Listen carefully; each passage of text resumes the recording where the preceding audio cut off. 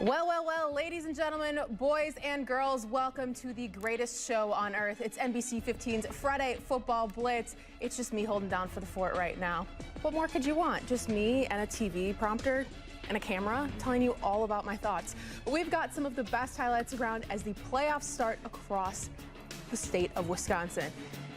Let's go to the level one of the WIAA state playoff games. We got highlights, like I said, from all these area teams.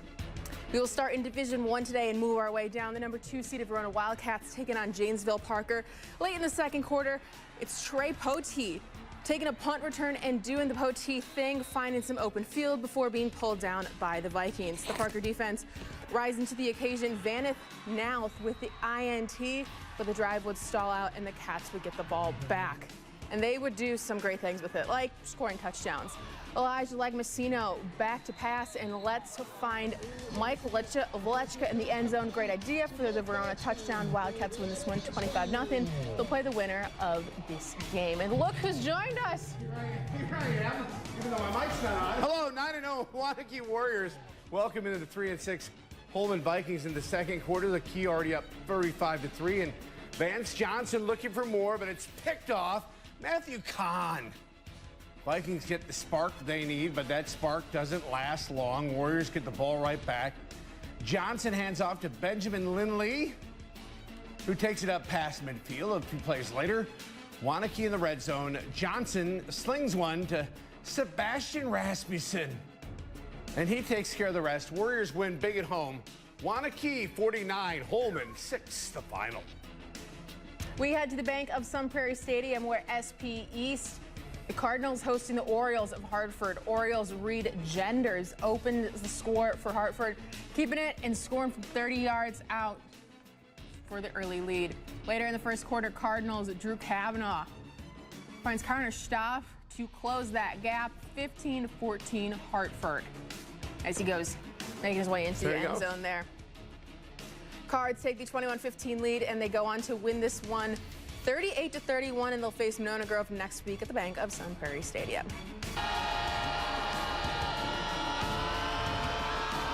Over to Mount Horror we go, and we've got the pretzels and Diet Coke, and I match the studio. The Vikings found themselves down 6-0, and they didn't have a microphone either. And they come back, Casey Haugeson back to pass, and heaves one up, and Haugeson calls his own number.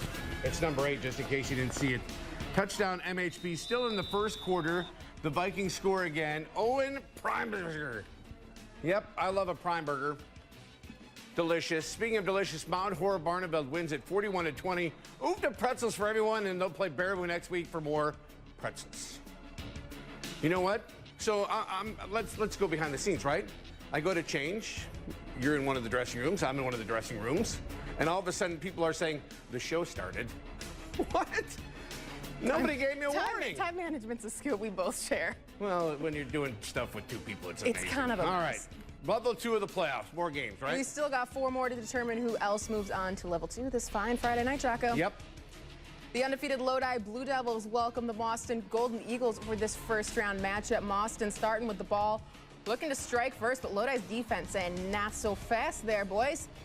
Isaiah Gropstoff gets the sack on Tyler Link. First play on offense for the Blue Devils, and it doesn't get much better than this, right? Mason Lane taking it himself, taking it all the way to the house for this one.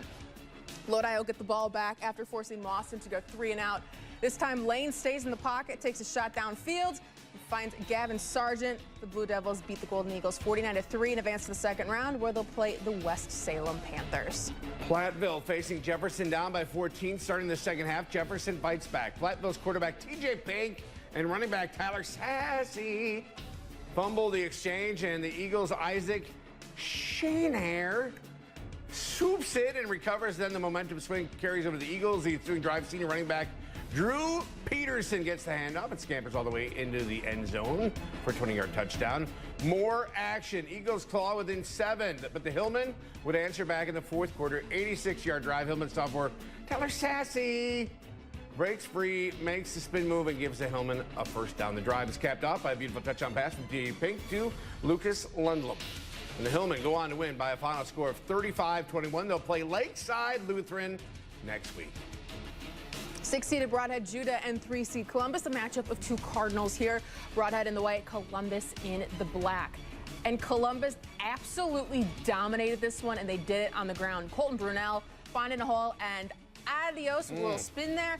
Senior puts the defending state champs up 7-0. And a quick shout out to the squad of dads who inevitably stand at defense of every single game. I see you guys keep holding down the fort.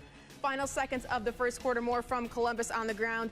Connor Roche with the touchdown run. Columbus leads 14-0.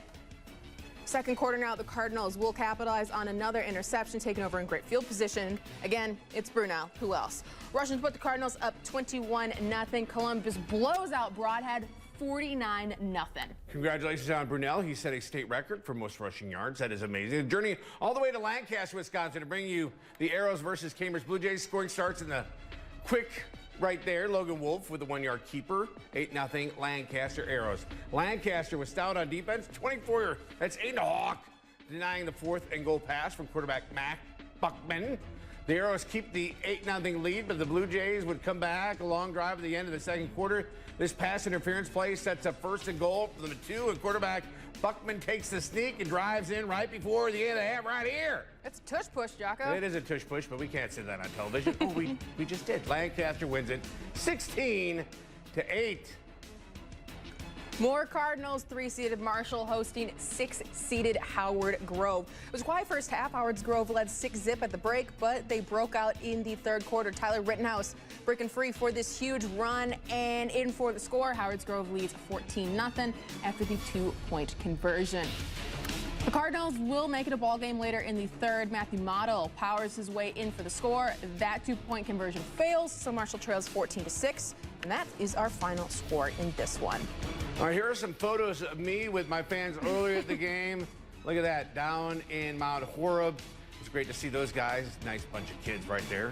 Their dad was nice too. And there's Kurt Lenz, our chief photog, who, by the way, went all the way to Lancaster tonight just to bring you football. And then, of course, the Platteville, and now he's on his way back home. So thank you to everybody. We'll have some more pictures coming your way coming up. Now, we're not done yet with the Friday Football Blitz because we're going to do the after show. I promise I'll be for the whole time. I promise. Good job. And then we'll have more football on the way. Plus, we got Badgers hockey, and volleyball after the break. Double Badger hockey. Great I'll see day. you in the after show. Busy Friday. Yeah. Bye.